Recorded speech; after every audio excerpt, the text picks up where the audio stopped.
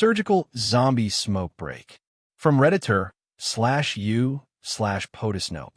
I have a lot of weird encounters outside my office on my smoke breaks, but I think this one takes the cake, even with how anticlimactic it was.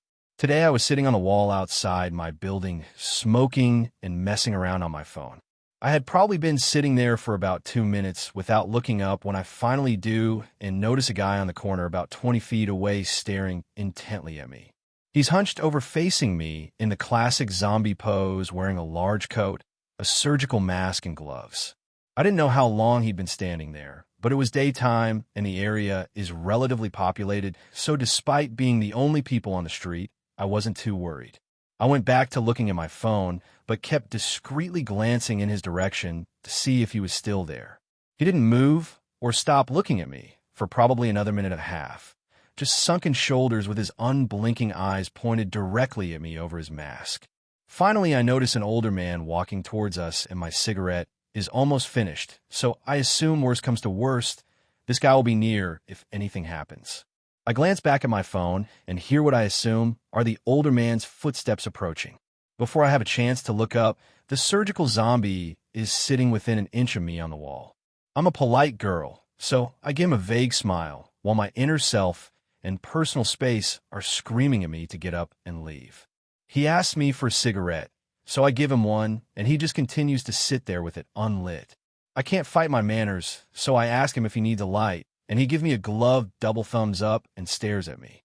I ask him if that meant he had one, to which he responds with another double thumbs up.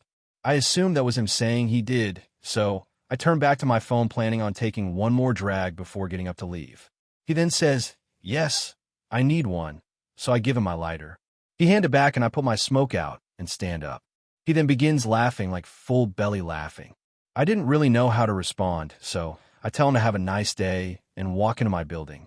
To be honest, I've never really had a fear of people, and I can't say this is the first time I've had someone has done something like this, but the mask and gloves really added to the absurdity of the situation.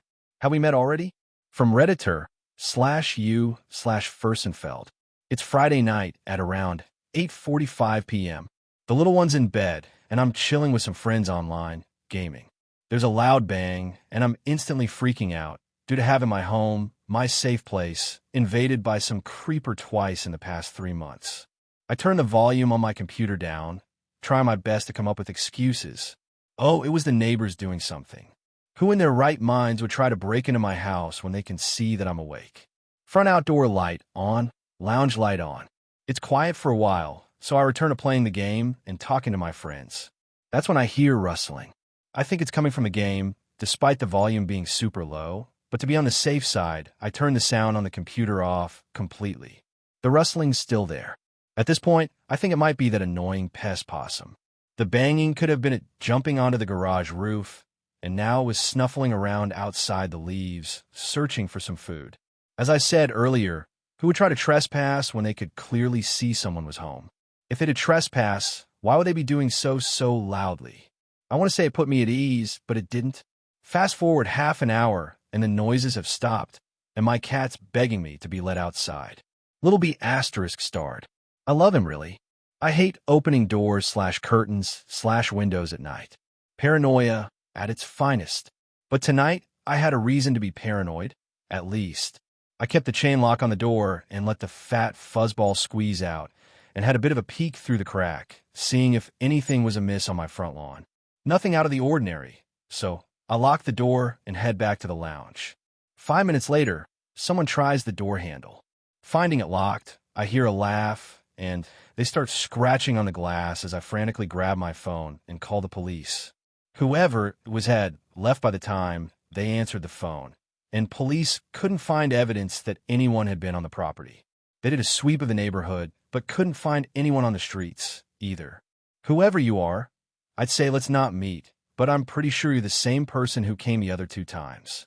And I'm fairly certain that that person is my ex.